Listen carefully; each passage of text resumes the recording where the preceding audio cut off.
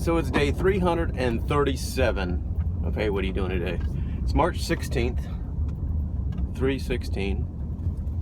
It's a good date. At the beginning of this, I didn't even know what I would see, the biblical reference 3:16 written in different places. I didn't even know what that verse was. But great verse for the day. Yesterday was a very interesting day. Some big things came yesterday. One of them being I saw for the first time in my life in the wild a bald eagle. And I'm pretty certain I've never seen a bald eagle before in the wild. I thought once I had, but it was a bird that was flying pretty high, and I was driving. I couldn't really make it out, and it looked like it had a white crest on the head, but I wasn't sure. This time it was 100% sure. It was actually flying probably about 30 feet up in the air. Came in right over the road while we were driving.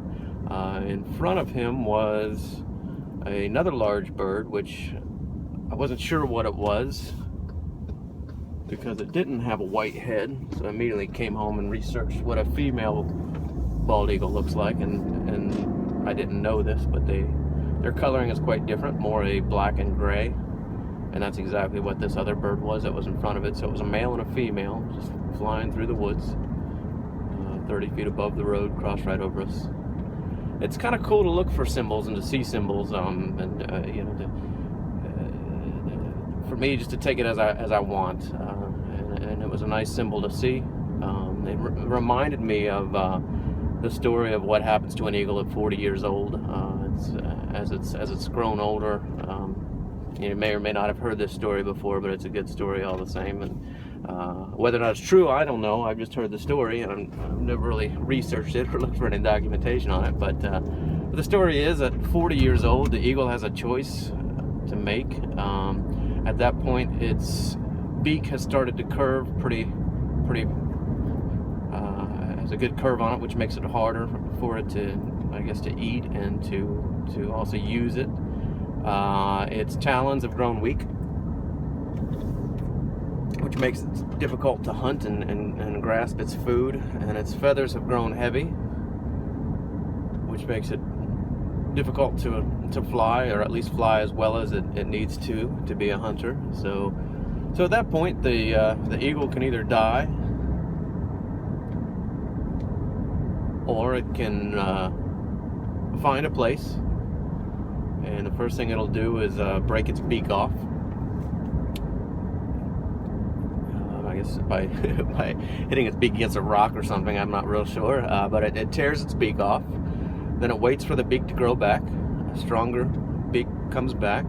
Then it uses that beak to tear off the talons. And then it waits for the talons to grow back, and once it's got a fully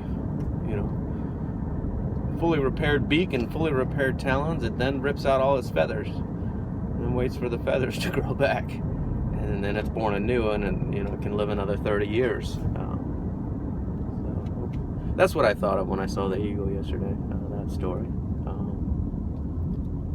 But yesterday the name kind of became cemented for the business. It was a name that I had on a list that I'd kind of kicked around and overlooked, and didn't accept it when I first heard it. When it first came to me, I had a little bit different image of the business, but images change, businesses change. Until it's a true entity, until it is what it is. It's pretty fluid. So this name came back to me, and I liked it when I first heard it. I just didn't think that it met the original idea. And then it came back to me again. I said, you know what, that's the name. So I went with it, and then immediately drove to this place that I had seen just in passing the day before. And when I got there, I started kind of looking around at this place that's available to lease for the business. And its personality goes almost perfectly with the name, oddly enough, and the image immediately changed. And while I'm kicking around, the guy that owns the place all of a sudden stuck his head out and asked if I wanted to see it, and took me inside, and all of a sudden it became became real. It became tangible. It became, this is where I want to start. Whether or not that be, it's still fluid right now, so I haven't made that commitment. But all of a sudden, it became real, became touchable. It had a name, had a location. New ideas started coming in based upon the name and the location.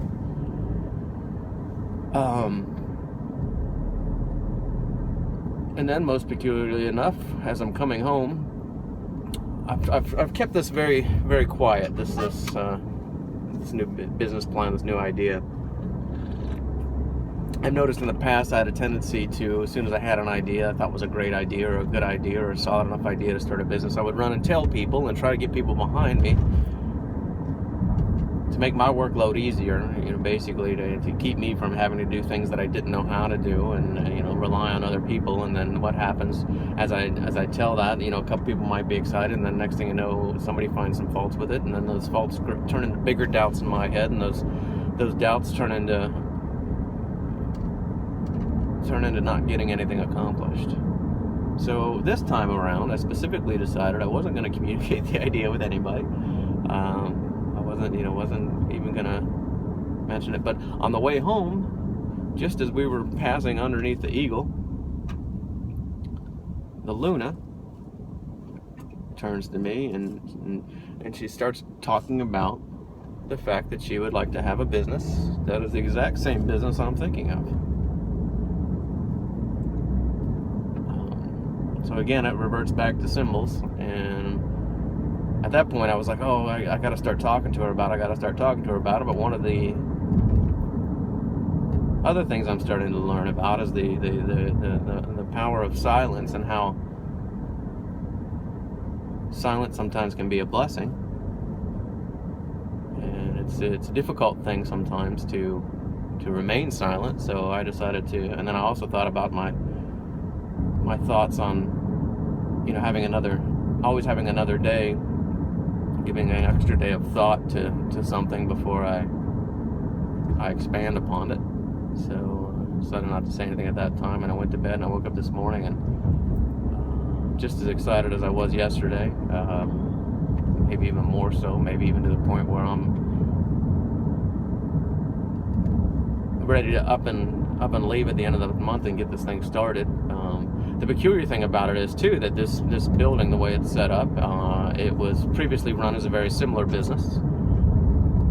It's not going to require as much money for me to get some of the equipment. It won't require some of the equipment that I thought I would need before. It's a pretty busy location as far as where it's located. The parking isn't the best, and there's always pluses and minuses,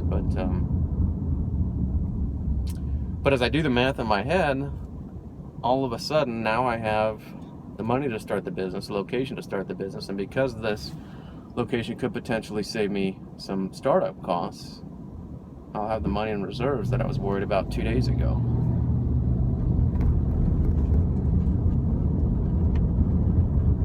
Maybe I need to start picking it apart. I need to start finding the negatives in it before I get too excited. I'm gonna pause things for a second here, and then I'm gonna come back. So time to fill up the tank.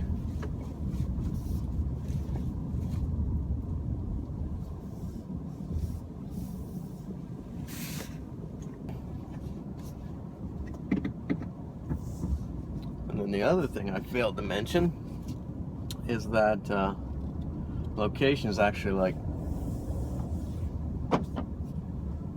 2 minutes away from where the Luna's working, so it's almost a walking distance from where she's at, which is just a good thing, just to be right there. So it's again, I know I need to start concentrating on the negatives. I need not concentrate on the negatives, but I need to shoot it full of holes and see if it still floats. Basically, trying to figure it all out. But at the same time, I could shoot it full of holes all day long.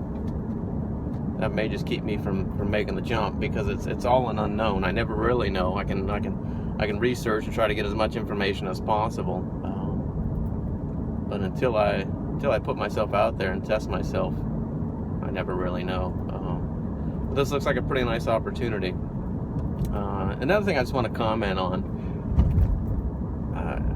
carry a little pocket rosary now, for what it's worth, and it's a nice little element. It keeps me that meditative Jesus prayer. Keeps me coming back to it anytime I forget it, or I reach my hand in my pocket and feel it. It brings me back to that meditation, which is nice. It's a good spot to be in. The other element, it seems to help alleviate stress if I'm in a situation that's not going too well, or if I can feel some negativity overcoming me. Just to put my hand on that, and the symbol, the meaning of it, seems to benefit me. But the reason I mention it is, I had this buddy years ago. It's probably been almost 15, 20 years maybe. Still a friend of mine. I don't talk to him as much as I used to. We live in different states, but you know, one of the good friends. And he always had this saying before he left his house. Make sure he carried with him what he knew he would need, and his saying was keys, phone, water, wallet, gum. So keys, phone, water, wallet, gum. Keys, phone, water, wallet, gum. And it's funny because I picked it up and it's become a mantra as I head out the door. You know, I never forget my wallet, never forget my phone, never forget my keys. I don't really carry gum. And off and on I have them, you know, but it's not like a regular thing. So it's funny because this morning, that gum became God. So now it's keys, phone, water, wallet, God. And what a powerful thing to say just before I step out the door and start the day. Keys, phone, water, wallet, God.